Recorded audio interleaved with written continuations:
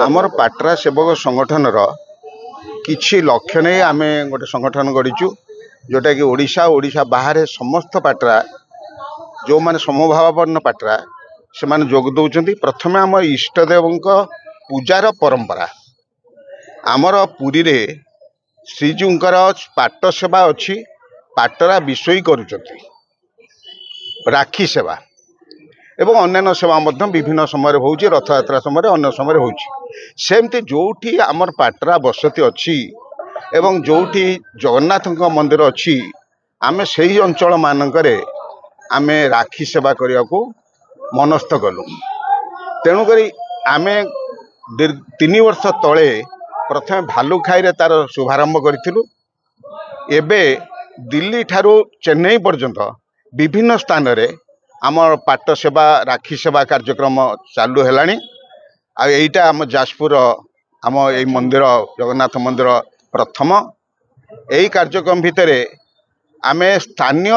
5 खंडी ग्राम आमे सुनिंदा चैनपुर विद्याधरपुर मंगलपुर एवं आम जाजपुर टाउन रे जेते पाटरा भाई माने अछंती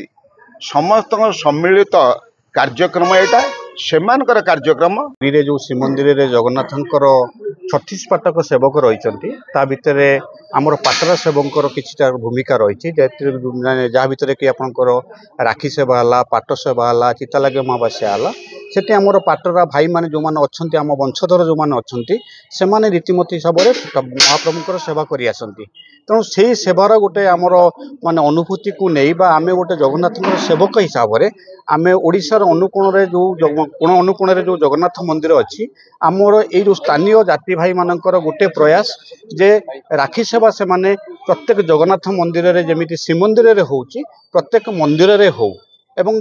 जदि आमर पुरी मंदिर रे जो प्रकार सेवा सेठी आमर जाति भाई मानकर जो माने अछंती से माने करूचंती आमे स्थानीय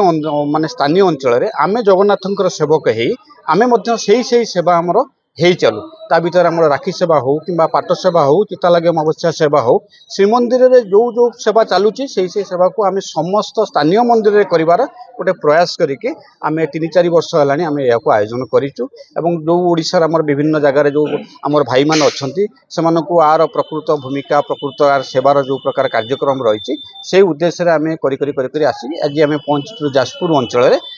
अंचल आपंकर बिरजा क्षेत्र जो जगन्नाथ मंदिर अछंती सेठी मध्ये आमे प्रयास करितु समस्त स्थानीय भाई मानकु नेके जगन्नाथ मंदिर रे एबे ठारू एई वर्ष ठारू राखी सेवाटे एई जगन्नाथ स्थानीय अंचल भाई मानकु नेके आरंभ करके कंटिन्यू करिया पैसा ए राखी प्रस्तुत गोटे भिन्न शैली रे हेइथाय बा भिन्न हमर जो साधारण राखी बाजार रे मिले ए राखी से राखी नो एथरे आपनकर कदली बांगा को आरंभ करी विभिन्न नेचुरल कलर आमे केमिकल कलर आदरे व्यवहार करूना जोटा कि श्रीमंदिर जेभली प्रकार नीति नियम रे करा जाय आमे प्रयास करू से नीति नियम रे करिया पय कदली बांगा बा हमर जो माने प्राकृतिक कलर को नेके आमे घर हिसाब रे सेमिति आपनकर निर्मल भाव रे आमे ताकू करिवार चेष्टा करथौ सर।